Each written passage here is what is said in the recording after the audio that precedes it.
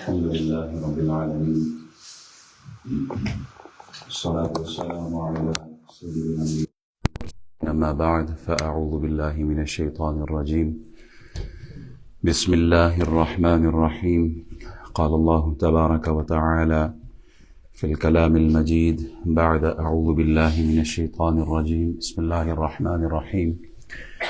يا أيها الذين آمنوا كتب عليكم الصيام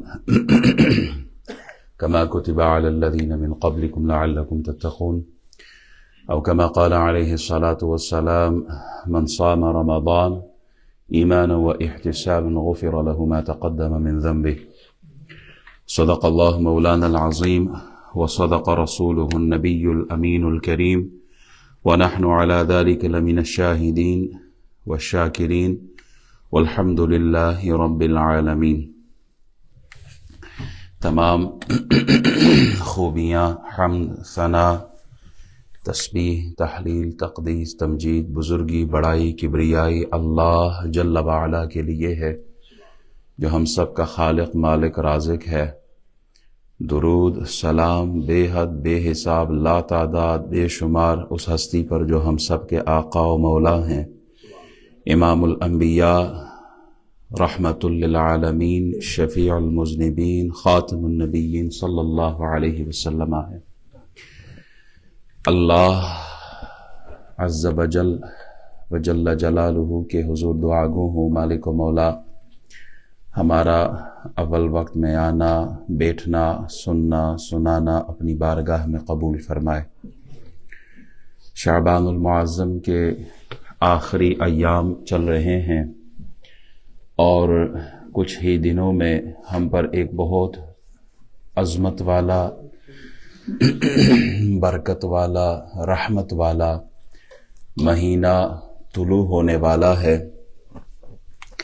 اس کی برکتیں ایسی ہیں، جیسے موسم بہار آتا ہے تو ہر طرف ہریالی نظر آتی ہے، پھل پھول، درختوں پر سبزہ ہمیں نظر آتا ہے، درخت تر و تازہ نظر آتے ہیں۔ اسی طرح یہ خوبصورت ماہ رحمت جو طلوع ہونے والا ہے، اس کی برکت سے ہر طرف نیکیوں کا ماحول نظر آتا ہے، خیر کے کام نظر آتے ہیں، عبادات میں وہ لوگ بھی مشغول ہو جاتے ہیں جو سارا سال مسجد میں نظر نہیں آتے، وہ بھی مسجدوں کی طرف اپنا رخ کرتے ہیں۔ قرآن کی تلاوت کثرت کے ساتھ ہوتی ہے۔ یہ مہینہ آتا ہے تو لوگ زکوٰۃ دینا شروع کر دیتے ہیں، صدقات اور خیرات کی طرف ان کی توجہ ہو جاتی ہے، نوافل کی کثرت ہوتی ہے، اور سب سے بڑھ کر یہ کہ مساجد پر ایک خاص رونق آ جاتی ہے۔ مسجدوں میں آپ دیکھتے ہیں کہ خاص طور پر نمازیوں کی کثرت کی وجہ سے ایک ماحول بن جاتا ہے۔ اس کی وجہ یہ ہے کہ یہ مہینہ ہے ہی رحمت والا مہینہ ہے۔ اس کا پہلا عشرہ رحمت ہے، دوسرا عشرہ مغفرت ہے، تیسرا عشرہ جہنم سے آزادی ہے۔ یہ وہ واحد مہینہ ہے جس کا نام اللہ تعالی نے قرآن مجید میں ذکر کیا ہے۔ جس طرح عورتوں میں حضرت مریم کا ذکر ہے، صحابہ میں حضرت زید کا ذکر نام کے ساتھ قرآن میں ہے اور ان کی عظمت کا اظہار ہے، اسی طرح 12 مہینے اپنی جگہ پر ہے، لیکن شہر رمضان الذی انزل فیہ القرآن کہہ کر اللہ نے اس مہینے کا نام لے کر قرآن میں اس کا ذکر کر کے اس کی عظمتوں کو 4 چاند لگا دیے ہیں۔ یہ وہ خوبصورت مہینہ ہے کہ اگر یہ درست رہا تو علماء فرماتے ہیں جیسے انسان کے وجود میں دل کا مقام ہوتا ہے، دل درست ہو تو پورا وجود درست ہے، آنکھ نہ ہو گزارا ہو سکتا ہے، زندگی پھر بھی کئی نابینے حضرات آپ نے دیکھے ہوں گے، زبان میں لکنت ہو چل سکتا ہے، زندگی کا جو سفر ہے وہ گزرتا رہتا ہے، لیکن اگر دل ہی کام کرنا چھوڑ جائے تو پھر زندگی ختم۔ فرماتے ہیں علماء کرام کہ اسی طرح رمضان کا تعلق باقی 11 مہینوں کے ساتھ ہے. اگر یہ مہینہ اچھا خوبصورت عبادت میں، نوافل میں، تقوی، طہارت، زہد، عبادت، پرہیزگاری میں گزر جائے تو اس ایک مہینے کا اثر پورے سال کے یعنی باقی 11 مہینوں پر پڑتا ہے. اس میں تقوی کا نور ملا تو 11 مہینے انسان متقی پارسا رہتا ہے. مجدد الفسانی رحمۃ اللہ علیہ غالباً فرماتے ہیں کہ اس مہینے کا باقی مہینوں کے ساتھ کمپیریزن ایسا ہے جیسے باقی مہینوں میں اللہ کی رحمتیں تو ویسے سارا سال برستی ہے نا، 11 مہینوں میں جیسے قطرہ مل جائے کسی کو نعمت کا، اور اس ایک مہینے میں اللہ کی رحمتوں کی برسات ایسے ہے جیسے پورا سمندر مل جائے. کہاں ایک قطرہ اور کہاں سمندر. جب کوئی خاص معزز مہمان آتا ہے نا تو ہم اس کے شان کے لائق اسی مناسبت سے ہم اس کو ویلکم کرتے ہیں، ہم اس کا استقبال کرتے ہیں. جب کوئی سرکاری مہمان آتا ہے نا تو دیکھا ہوگا آپ لوگوں نے، وہ ریڈ کارپٹ بچھا کر ان کو ویلکم کرتے ہیں. فوجی دستے گارڈ آف آنر جو دیتے ہیں. کوئی خاص مہمان آیا ہوا ہے نا، راستے سجائے جاتے ہیں، جھنڈے لگائے جاتے ہیں. کیوں؟ کوئی بہت بڑا مہمان تشریف لا رہا ہے. رمضان المبارک جو ہے یہ ایک ایسا معزز، مکرم، محترم مہینہ ہے جو ہماری طرف آ رہا ہے کہ جس کے لیے نبی علیہ الصلوۃ والسلام ارشاد فرماتے ہیں کہ شعبان الشہر و رمضان شہر اللہ، کہ شعبان میرا مہینہ ہے اور رمضان اللہ کا مہینہ ہے. اب اس مہمان کی عزت تکریم کیسے ہو، اور اتنا عظیم مہمان ہے کہ اپنے ساتھ بڑے تحفے لا رہا ہے. کو خالی ہاتھ نہیں آ رہا بلکہ اپنے ساتھ اللہ کی طرف سے برسنے والی رحمتوں کو لا رہا ہے. کیا کیا کہا؟ سحر کی صورت دیکھے، افطار کی صورت دیکھے، تراویح کی نعمت دیکھے، اعتکاف کی فضیلت دیکھے، لیلۃ القدر کا نور لے کے آ رہا ہے. لیلۃ القدر خیر من الف، 1000 مہینوں کے برابر نہیں، 1000 مہینوں سے بہتر، افضل. یہ اتنا مبارک خوبصورت مہمان مہینہ ہے جو اپنے ساتھ رمضان کا یعنی روزے کا نور ساتھ لا رہا ہے. وہ مہینہ جس میں حضور علیہ الصلوۃ والسلام ارشاد فرماتے ہیں کہ نفل کا ثواب فرض کے برابر ہو جاتا ہے. نفل کا ثواب فرض کے برابر، اور فرض کا ثواب 70 گنا زیادہ. عام مہینوں میں نہیں ہوتا، لیکن یہ اس مہینے کا نور ہے. جیسے خالی چیک دیکھا ہے نا، اب حضور نے تو سب کچھ ارشاد فرما دیا کہ نفل پڑھو گے، فرض کے ساری زندگی نفل پڑھتے رہے، ایک فرض کے برابر نہیں ہو سکتا وہ نفل پڑھنا. ایک آدمی کہے نا کہ چلو میں آج فجر چھوڑ دیتا ہوں، میں نفل کور کر لوں گا، نفل پڑھ لوں گا دن میں. فجر کی نماز ایک طرف، دن میں 1000 رکعت نفل پڑھے تب بھی وہ اس کی جگہ نہیں لے سکتا، کیونکہ فرض فرض ہے. حضور فرماتے ہیں جو اس مہینے میں نفل پڑھتا ہے اللہ اس نفل کو بھی فرض کا ثواب دے دیتا ہے. تو ہمیں خالی چیک ملے ہیں 29 یا 30. یہ رمضان کا مہینہ یعنی جو روزے ہیں یہ 2 ہجری میں فرض ہوئے. رسول اللہ صلی اللہ علیہ وسلم نے اپنی زندگی میں 9 رمضان کے روزے رکھے ہیں. کتنے رکھے؟ 9، جس میں 2 مہینے ایسے تھے جو 30 کے تھے، 7 مہینے 29 کے تھے. تو ہمیں 29 روزے ملے یا ہمیں 30 روزے ملے، سمجھے یہ خالی چیک ہمارے ہاتھ میں دے دیا ہے کہ جتنا تم لکھو گے اتنا ہی ثواب تمہیں دیں گے. اب سمجھدار آدمی کو جو زیرک ہو، فہم رکھتا ہو، اس کو ہاتھ میں خالی چیک تھما دے اور کہے جتنی رقم تم لکھو گے اتنا ملے گا، وہ 1 پاؤنڈ لکھے گا یا اربوں کربوں لکھے گا؟ وہ تو کہے گا دینے والا اتنا دے رہا ہے تو میں 1 پاؤنڈ کیوں لکھوں. تو ہمارے ہاتھ میں اللہ تعالی نے خالی چیک تھما دیے ہیں کہ جتنا ثواب اکٹھا کر سکتے ہو کرو، تم لکھتے رہو، عطا کرنے والا میں رب ذوالجلال ہوں۔ اللہ کی رحمتیں برس رہی ہیں، اللہ کی رحمتیں برس رہی ہیں۔ اس رحمت کا استقبال کیسے ہو؟ اللہ رحمتیں دینے والا ہے۔ دیکھیں ہم اللہ کے محتاج ہیں نا، ہم اللہ کی رحمت کے محتاج ہیں۔ اس کی رحمت شامل حال ہو جائے نا آدمی کی زندگی میں، تو پھر مشقت اور مصیبت کے اندر بھی وہ راحت کا سبب پیدا فرما دیتا ہے۔ آدمی کی زندگی میں اگر اللہ کی رحمتیں شامل حال ہوں تو اس پر کوئی مصیبت آ بھی جائے، تکلیف آ بھی جائے، مشقت پڑ بھی جائے، اللہ اس مصیبت کے اندر، اس مشقت کے اندر راحت کا، سکون کا، چین کا، اطمینان کا سبب پیدا فرما دیتا ہے۔ اور اگر اس کی رحمت شامل حال نہ ہو تو پھر مال ہونے کے باوجود، دولت ہونے کے باوجود، عزت ہونے کے باوجود، شہرت ہونے کے باوجود، منصب، عہدہ، پاور، طاقت، سب کچھ ہونے کے باوجود اللہ کی رحمت نہیں ہے تو وہ سب کچھ ہونے کے باوجود بھی وہ ذلیل و رسوا ہو جاتا ہے۔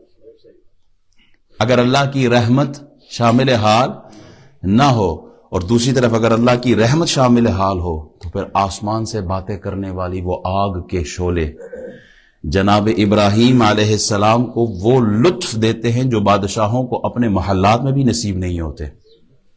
حالانکہ وہ نار نمرود میں، آگ میں ہے، لیکن اس آگ میں بھی اللہ کی رحمت جناب ابراہیم کے ساتھ ہے تو پھر آگ نہیں ہے، آگ بھی پھولوں کی سیج بن جاتی ہے۔ اللہ کی رحمت شامل حال ہو تو پھر جناب یوسف علیہ السلام جو حسن و جمال کا پیکر ہے، کنویں میں ہے، بظاہری اسباب نظر نہیں آتے، اللہ کی رحمت شامل حال تھی، کنویں سے اٹھا کر مصر کے بادشاہ نے تخت پر بھی بٹھا دیا۔ اللہ کی رحمت، چونکہ یہ رحمت والا مہینہ آ رہا ہے، میری گفتگو رحمت کے ساتھ ہے، اللہ کی رحمت شامل حال ہو تو اصحاب کہف تاریک غار میں بھی سکون کے ساتھ زندگی گزار دے، اور اگر اللہ کی رحمت ساتھ نہ ہو، باوجود طاقت کے، قوت کے، فرعون اور اس کے لشکر کو ذلت والی موت سے کوئی نہیں بچا سکا۔ اللہ کی رحمت شامل حال نہ ہو تو قارون اپنی دولت سمیت زمین میں دھسا دیا جاتا ہے۔ اللہ کی رحمت شامل حال نہ ہو تو کیسر و کسریٰ باوجود سپر طاقت ہونے کے، سپر پاور ہونے کے، صحابہ کرام جو بظاہر ان کے ہاتھوں میں وہ اسباب نظر نہیں آ رہے تھے، صحابہ کرام بظاہر بے سر و سامان تھے، لیکن اللہ تعالی کی مدد، فضل، کرم، رحمت شامل حال تھی تو اللہ نے کیسر و کسریٰ کو صحابہ کے ہاتھوں ذلیل کیا ہے۔ ہم اپنے عمل پر نہیں، اللہ کی رحمت پر بھروسہ کرتے ہیں۔ اس مہینے کو رسول اللہ نے رحمت کا مہینہ فرمایا، یہ پہلا عشرہ رحمت کا ہے۔ عمل سے ہم جنت میں، بخاری شریف کی حدیث ہے، صحابہ کرام کے درمیان حضور موجود ہیں، میں مفہوم بیان کر رہا ہوں، تو حضور علیہ السلام نے فرمایا عمل سے جنت میں کوئی نہیں جائے گا، نجات عمل سے نہیں، اللہ کی رحمت سے ہے۔ 70 سال بھی ہم سجدے میں رہیں، اللہ کا فضل ساتھ نہ ہو، اللہ کی رحمت ساتھ نہ ہو تو ہم جنت نہیں جا سکتے۔ اللہ کی رحمت سب سے پہلے ہے۔ صحابہ نے عرض کی یا رسول اللہ کیا آپ بھی، یعنی آپ کا عمل بھی آپ کو نجات نہیں دے گا؟ حضور نے فرمایا نہیں، اللہ کی رحمت ہی ہوگی جو محمد بھی جنت میں جائیں گے۔ اللہ کی رحمت یہ برسنے والی ہے کچھ ہی دنوں میں، خاص رحمت۔ ویسے تو ہر وقت اس کی رحمت ہی رحمت ہے۔ جب یہ مہینہ آتا تھا تو آخری ایام شعبان کے آخری دن چل رہے ہیں نا، تو نبی علیہ الصلاۃ والسلام صحابہ کرام کو اکٹھا فرماتے اور آپ اس مہینے کا استقبال کیسے کرتے، یہ پوری حدیث ہے، میں اس حدیث کا حصہ آپ کے سامنے بیان کروں گا۔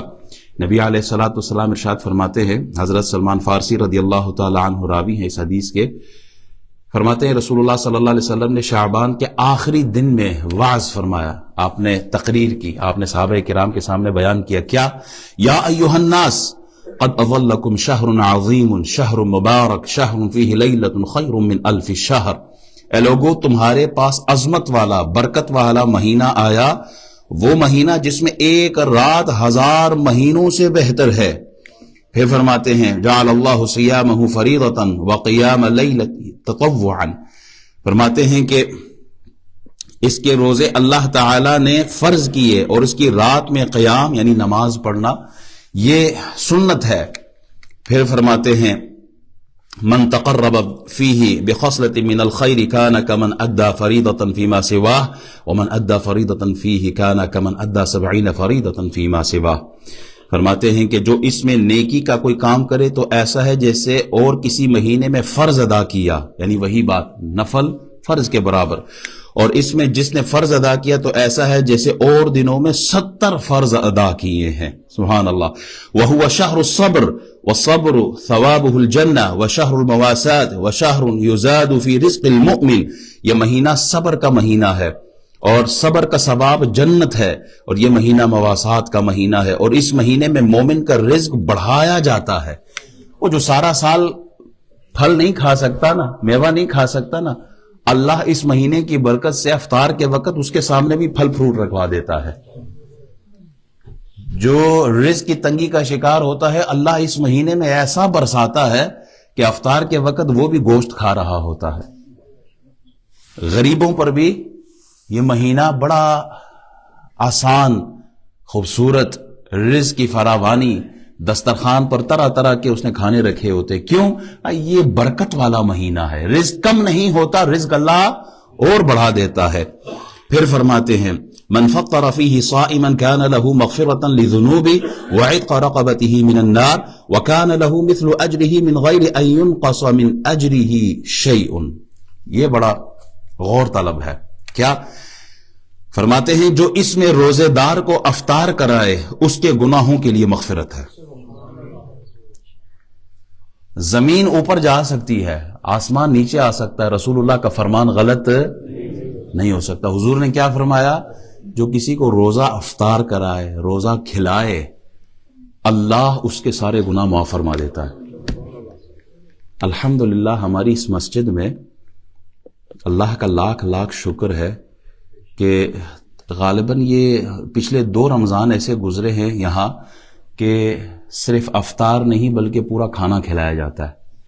اور ہمارے ہی کمیونٹی کے بزرگ، جوان، اہل ثروت جن کو اللہ نے نوازا ہے، مال سب کچھ نہیں ہوتا، اصل میں غنا ہوتا ہے، سخی.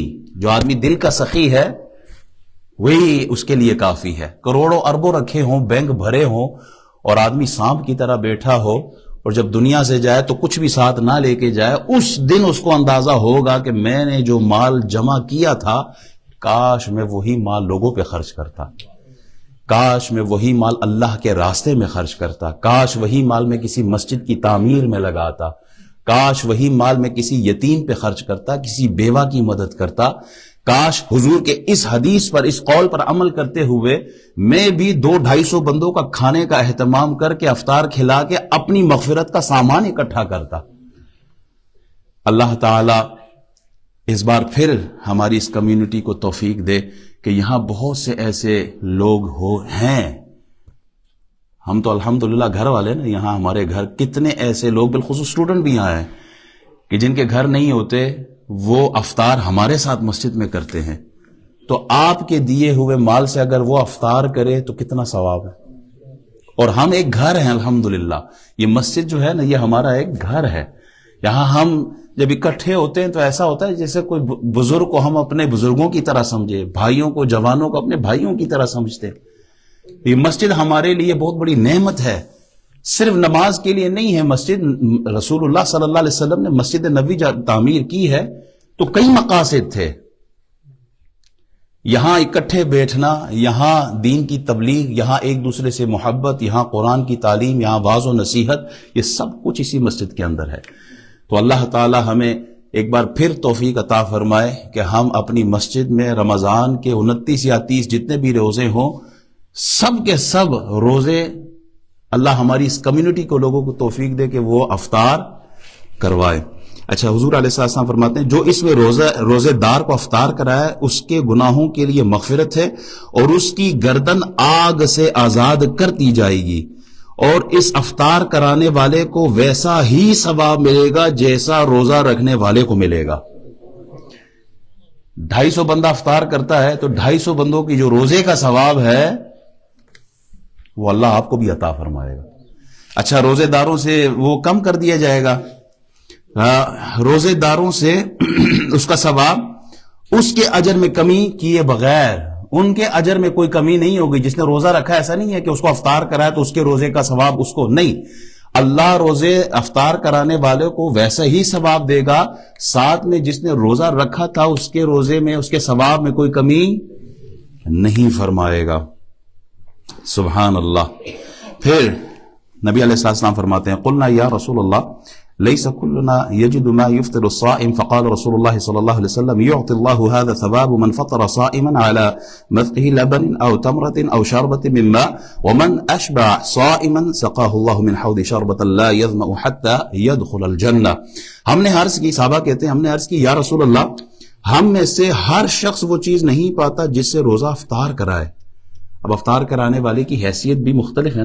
بعض لوگوں کے پاس فائنینشلی وہ اتنے ساؤنڈ نہیں ہوتے کہ وہ پیٹ بھر کے کھانا کھلائے, تو سب کی حیثیت مختلف ہے. تو رسول اللہ صلی اللہ علیہ وسلم ارشاد فرماتے ہیں اللہ تعالیٰ یہ ثواب اس شخص کو دے گا جو ایک گھونٹ دودھ یا ایک کھجور یا ایک گھونٹ پانی سے ہی روزہ افطار کرائے. آپ اگر ایک گھونٹ پانی بھی پلا دیتے ہیں, ایک کھجور کا دانہ ہی کسی کو کھلا دیں, ایک کھجور ہی کھلا دیں, تو اللہ تعالیٰ آپ کو ثواب دے گا. اور جس نے روزے دار کو پیٹ بھر کھانا کھلایا اس کو اللہ تعالیٰ میرے حوض کوثر سے پلائے گا کہ کبھی پیاسا ہی نہیں ہوگا یہاں تک کہ جنت میں داخل ہو جائے گا. جو روزے دار کو پیٹ بھر کے کھانا کھلائے, حضور فرماتے ہیں اللہ تعالیٰ اسے حوض کوثر سے پانی پلائے گا. 200 آدمی 250 آدمی آپ کے مال سے روزہ افطار کرائے اور حضور کی یہ حدیث سامنے ہو تو مزہ نہ آئے, دل کو سکون نہ لگے کہ حوض کوثر سے پانی پلائے اور حضور فرماتے پھر کبھی پیاس بھی. تو مبارک ہو ان لوگوں کو جنہوں نے کبھی کسی کو روزہ افطار کرایا ہے. ہاں افطار کرایا ہو ان کی بات ہے.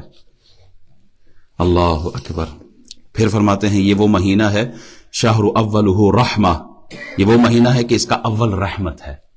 اس کا پہلا عشرہ, پہلے 10 دن کیا ہیں رحمت ہے, اور اس کا اوسط یعنی جو درمیانی عشرہ ہے یہ کیا ہے مغفرت ہے, اور اس کا آخر جہنم سے آزادی ہے. شہر اولہ رحمت و اوسطہ مغفرت و آخرۃ عتق من النار من خفف عن مملوکہ فیہ غفر اللہ لہ و اعتقہ من النار. حضور علیہ السلام فرماتے ہیں یہ وہ مہینہ ہے کہ اس کا اول رحمت ہے, اس کا درمیانہ مغفرت اور آخر جہنم سے آزادی ہے. جو اپنے غلام پر اس مہینے میں تخفیف کرے یعنی کام میں کمی کرے, یعنی کام میں کمی کرے, اللہ تعالیٰ اسے بخش دے گا اور جہنم سے آزاد فرما دے گا.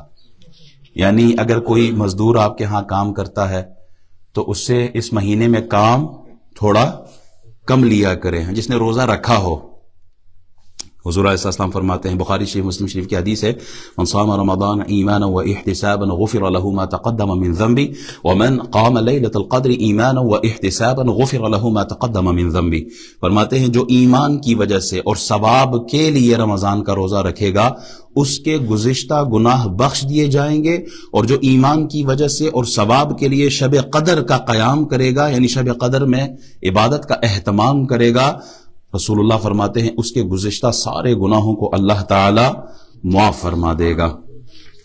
ایک اور حدیث رسول اللہ صلی اللہ علیہ وسلم فرماتے ہیں لِكُلِّ شَيْءٍ زَكَاةٌ وَزَكَاةُ الْجَسْدِ الصَّوْمُ, ہر شے کے لیے زکوٰۃ ہے اور بدن کی زکوٰۃ روزہ ہے, اور روزہ نصف صبر ہے. پھر فرماتے ہیں نبی علیہ الصلوۃ والسلام کہ میں ٹرانسلیشن ہی کر دیتا ہوں, جو شخص اللہ تعالیٰ کی راہ میں ایک دن روزہ رکھے گا دوزخ اس سے 100 برس کی راہ دور ہو جائے گی. 100 سال کا گیپ اس کے اور دوزخ کے درمیان آ جائے گا جو ایک روزہ اللہ کی رضا کے لیے رکھتا ہے. اس کی برکت دیکھیں للصائم عند فطر دعوۃ ما ترد, روزے دار کی دعا افطار کے وقت رد نہیں کی جاتی. یعنی جب آپ روزے کے افطار کے وقت بیٹھتے ہیں اور جو دعا مانگتے ہیں وہ رد نہیں ہوتی, اللہ اس دعا کو قبول فرماتا ہے جو جائز دعا ہوتی ہے. نبی علیہ السلام ارشاد فرماتے ہیں میری امت کو ماہ رمضان میں 5 باتیں دی گئی ہیں کہ مجھ سے پہلے کسی نبی کو نہیں ملی. کون سی ہے؟ اول یہ کہ جب رمضان کی پہلی رات ہوتی ہے اللہ تعالیٰ ان کی طرف نظر فرماتا ہے، اور جس کی طرف نظر فرمائے گا اسے کبھی عذاب نہیں دے گا. رمضان کی پہلی رات آتی ہے نا، اللہ کی نظر پڑ جائے، اللہ کی نظر رحمت، یہاں مراد نظر رحمت ہے. فرمایا جب اس کی نظر پڑ جائے، ویسے تو وہ سب کو دیکھتا ہے، اللہ سے کوئی چیز پوشیدہ نہیں ہے، اس کی رحمت کی بات ہو رہی ہے، تو پھر کیا ہے؟ فرماتے ہیں کبھی اسے عذاب نہیں دے گا. دوسری یہ کہ شام کے وقت ان کے منہ کی بو، یعنی جب معدہ خالی ہوتا ہے تو روزے دار کے منہ سے خاص مہک آتی ہے، وہ بو کیسی ہے؟ مشک سے زیادہ اچھی ہے. تیسری یہ کہ ہر دن اور ہر رات میں فرشتے ان کے لیے استغفار کرتے ہیں. جو بندہ روزہ رکھتا ہے فرشتے ان کے لیے مغفرت کی دعا کرتے ہیں. چوتھی بات یہ کہ اللہ تعالیٰ جنت کو حکم فرماتا ہے کہ میرے بندوں کے لیے مزین ہو جا، قریب ہے کہ دنیا کی طرف سے یہاں آ کر آرام کریں گے. پانچویں بات یہ کہ جب آخر رات ہوتی ہے تو ان سب کی مغفرت فرما دیتا ہے. کسی نے عرض کیا کیا وہ شب قدر کی رات ہے؟ تو آپ علیہ السلام نے فرمایا نہیں، کیا تو نہیں دیکھتا کہ کام کرنے والے کام کرتے ہیں، جب کام سے فارغ ہوتے ہیں اس وقت مزدوری پاتے ہیں. یعنی جب پورے 30 روزے رکھ لیتا ہے تو مزدوری کیا ہوتی ہے؟ اللہ تعالیٰ ان سب کی مغفرت فرما دیتا ہے. حدیثیں یہاں اس میرے سامنے جو پڑی ہیں، حدیثوں کی جو تعداد ہے اس طرح فضائل پر 35 حدیثیں ہیں. وقت کم ہے، میں اپنے موضوع پر آنا چاہ رہا ہوں. استقبال کیسے کرے رمضان کے مہینے کا؟ سب سے پہلے گناہ کی جو غلاظت ہے، جو لباس ہم نے پہنا ہوا ہے، گناہوں کی وجہ سے جو بدبو ہے، اس کو توبہ کی خوشبو لگا کر اسے صاف کرے. توبہ کر کے اپنی جسم کو، اپنے روح کو جو گناہوں کی وجہ سے اسمیل آتی ہے اس کو بدل لیں. التائب من الذنب کمن لا ذنب لہ. جو آدمی توبہ کرتا ہے وہ ایسا ہے جیسے اس نے کبھی کوئی گناہ کیا ہی نہیں ہے. تو ہمیں رمضان کے مہینے کا استقبال ایسا کرنا چاہیے کہ اپنی عادت کو بدلیں. ایک ہاتھ میں تسبیح دوسرے ہاتھ میں جام ہو، یہ مناسب نہیں ہے. رمضان کا مہینہ آ رہا ہے، خود کو گناہوں سے پاک کرنے کی کوشش. دوسرا، قرآن کریم سے تعلق مضبوط رہے. کیوں؟ وَنَزَّلْنَا عَلَيْكَ الْكِتَابَ تِبْيَانًا لِكُلِّ شَيْءٍ وَهُدًى وَرَحْمَةً وَبُشْرَىٰ لِلْمُسْلِمِينَ. اے حبیب، ہم نے آپ پر قرآن اتارا جو ہر چیز کا روشن بیان ہے، اور وہ مسلمانوں کے لیے ہدایت اور رحمت اور بہترین انعام اور اعلی مقام کی خوشخبری ہے. قرآن کی تلاوت ہو، قرآن کا بیان ہو، قرآن میں تدبر ہو، قرآن میں غور و فکر ہو، قرآن کی بتائی ہوئی باتوں پر عمل ہو، قرآن کی تلاوت، قرآن کی سماعت، قرآن کا پڑھنا، قرآن کا پڑھانا، یہ سب اللہ کی طرف سے رحمت ہے. اور قرآن کا تعلق رمضان کے ساتھ بڑا خاص ہے. قرآن کب نازل ہوا؟ رمضان کے مہینے میں نازل ہوا، لیلۃ القدر میں نازل ہوا ہے. تو قرآن کی تلاوت میں کثرت کریں. رسول اکرم صلی اللہ علیہ وسلم کے پاس رمضان کے مہینے میں جبریل امین آتے تھے اور وہ آپ علیہ السلام کے ساتھ قرآن دور کیا کرتے تھے. قرآن کا دور ہوتا تھا جبریل علیہ السلام اور رسول اکرم صلی اللہ علیہ وسلم کے درمیان. جب تراویح میں آئے نا، انشاءاللہ تراویح سنانے والے وہی قاری ہیں، بڑا خوبصورت ٹھہر ٹھہر ورتل القرآن ترتیلا، ٹھہر ٹھہر کے خوبصورت انداز میں پڑھتے ہیں. تو قرآن کو شوق کے ساتھ سنیں، قرآن کو بوجھ نہ سمجھے، اللہ کا کلام ہے.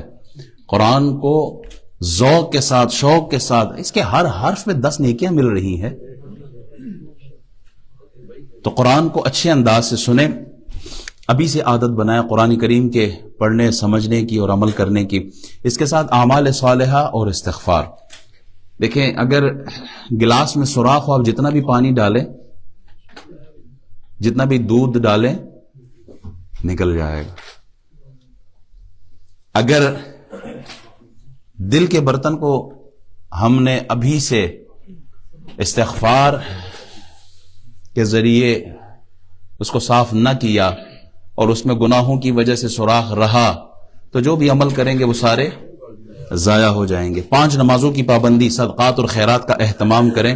حضرت عائشہ فرماتی ہیں کہ رمضان کا مہینہ آتا تو نبی علیہ الصلوۃ والسلام عبادت کے لیے کمر بستہ ہو جاتے اور آخر تک، اختتام رمضان تک یہ سلسلہ جاری رہتا. جب کمائی کا سیزن آتا ہے نا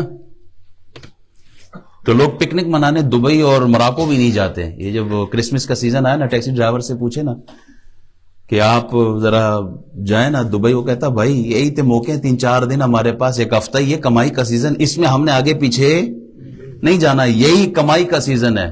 تو یہ رمضان کمائی کا سیزن ہے. کمائی سے میری مراد نیکیاں، مال نہیں، اعمال کا سیزن ہے. ہمارے یہاں خیر پاکستان میں جب انتظار کرتے ہیں، کہتے ہیں رمضان آنے دو، جو چیز 5 کی تھی وہ 50 کی لگا دیتے ہیں. یہ ان کی بات نہیں ہو رہی، یہ اعمال کی بات ہے کہ اعمال کی طرف توجہ ہونی چاہیے. اب آپ کچھ مقامات بڑے خاص ہوتے ہیں، جیسے یہ فوجی تنصیبات جہاں پر ہوتے ہیں، ایئرپورٹس ہوتے ہیں، جہاں سرکاری دفاتر ہوتے ہیں، وہاں کوئی مشکوک آدمی کوئی مشکوک کام کرے تو فوراً اس کی پکڑ ہوتی ہے نا. ایسے ہی کچھ ایام ایسے فضیلت والے ہیں کہ اس میں، جیسے اب رمضان کا مہینہ ہے، کوئی مشکوک عمل، گناہ کا کام اگر کوئی کرتا پایا گیا تو اس کی پکڑ بھی اتنی سخت ہے. حضور فرماتے ہیں ہلاک ہو جائے، یعنی دعا فرمائی، ممبر پہ چڑھ رہے تھے، جبریل نے دعا کی تھی، ہلاک ہو جائے، خاک آلود ہو اس بندے کی ناک کہ جو رمضان کا مہینہ پائے اور اپنی مغفرت نہ کروائے. حضور نے فرمایا آمین. یہ کتنی بڑی دعا ہے. رمضان کا مہینہ آ جائے اور پھر وہ ابھی تک وہ عادت نہ بدلی ہو، ابھی تک وہی گناہوں کے ساتھ تعلق، وہی گناہ والی زندگی، وہی فراڈ. دوسری دعا، ماں باپ کو بڑھاپے میں ایک کو یا دونوں کو کوئی پائے اور پھر بھی جنت نہ حاصل کرے، وہ بھی برباد ہو. تیسرا، وہ جو حضور کا نام سنے اور درود نہ پڑھے صلی اللہ علیہ وسلم. تو اس کی پکڑ بھی ایسے ہی سخت ہے. اس کے علاوہ اس مہینے میں سخاوت اور اس مہینے میں صدقات اور خیرات کا اہتمام، اس مہینے میں اعتکاف کی بڑی فضیلت ہے. اعتکاف کی بہت بڑی فضیلت ہے. اب چونکہ وقت ختم ہو رہا ہے، میں نے روزے کا مقصد بیان کرنا تھا، اس موضوع کو میں نے نہیں چھیڑا. انشاءاللہ روزے کے جو مقاصد ہیں وہ میں اگلے جمعے میں بیان کروں گا کہ روزے کا مقصد کیا ہے، اس کی حکمت کیا ہے، اللہ نے یہ روزے کیوں دیے ہمیں، اس سے حاصل کیا ہونا ہے. تو اس مہینے کا جو استقبال ہے وہ اسی انداز میں ہو کہ سب سے پہلے توبہ کر کے اپنے گناہوں پر پشیمان نادم ہو کر اللہ کے حضور سر سجدے میں رکھ کر آنے والے رمضان کے لیے خود کو تیار کرے. ساتھ میں ابھی سے قرآن کی تلاوت شروع کریں، ابھی سے نوافل کی کثرت کرے تاکہ تراویح پھر مشکل نہ ہو. تراویح کے لیے بھی انشاءاللہ کچھ مسائل ہیں، وہ میں بیان کروں گا. اگر کسی کو تکلیف ہوئی کھڑے ہونے میں تو اس کا حل کیا ہے انشاءاللہ وہ میں بیان کر دوں گا. اللہ تعالی ہمیں قرآن مجید فرقان حمید سے، اس کی تلاوت سے رمضان کے استقبال کا اللہ ہمیں توفیق عطا فرمائے. سب سے بڑا ایک اور جو مجھے بہت بڑا پسند آیا، ایک ساتھی نے، ایک عالم نے کتاب میں لکھا، وہ کہتے ہیں کہ اس مہینے میں جتنا ہو سکے، اے جڑی مصیبت ہے نا، اس کو میں مصیبت کیوں کہہ رہا ہوں کہ جب آدمی اس کو کھولتا ہے نا اور کوئی چیز دیکھنا شروع کرے نا، تو جب دوبارہ گھڑی پہ نظر جاتی تو پتہ ہی نہیں چلتا 2-2.5 گھنٹے گزر چکے ہوتے ہیں. تو وہ 2-2.5 گھنٹے بجائے اس کو دینے کے، وہ 2-2.5 گھنٹے آپ اللہ اور اس کے رسول کے فرمان کو دیں. ہم موبائل پر، اگر موبائل پر کوئی عالم دین خطاب کر رہا ہو، کوئی قرآن پڑھا رہا ہو، کوئی حدیث سمجھا رہا ہو، پھر تو 24 گھنٹے رہیں، کیونکہ آپ دین سیکھ رہے ہیں. دین کا کام بھی اسی کے ذریعے ہو رہا ہے. آج زیادہ کام یہاں سے ہو رہا ہے اگر دین کا کام ہو. اور اگر آپ نے وہی مواد دیکھنا ہے، وہی گناہ دیکھنا ہے، تو پھر رمضان کا نور نصیب نہیں ہوگا. 70 سال سے ہم روزے رکھ رہے ہیں، لیکن جو حدیثوں میں روزے کا نور ہے وہ ہمیں نظر نہیں آتا. اس کی وجہ کیا ہے کہ کہیں نہ کہیں ہم اس کا حق ادا نہیں کر رہے. روزے کے مقاصد اور حکمت کیا ہے وہ انشاءاللہ اگلے جمعے بیان کروں گا. اللہ تعالی حق سمجھنے کی توفیق عطا فرمائے. اور ایک اور بات، یہ اکثر لوگ پوچھتے ہیں جی روزہ کب سے سٹارٹ ہو رہا ہے. سعودیہ والوں کا پوچھو تو وہ بھی بتا دیتا ہوں ان کا کب سٹارٹ ہو رہا ہے، لیکن ہمارا کب سٹارٹ ہوگا وہ چاند سے پوچھیں گے ہم. تو اعلان ہوگا باقاعدہ. جتنے بھی ٹی سائیڈ کی مساجد ہیں انشاءاللہ ہماری اہل سنت و جماعت کی، ہمارا روزہ بھی ایک دن ہوگا اور ہماری عید بھی ایک ہی دن ہوگی. وآخر دعوانا الحمدللہ رب العالمین.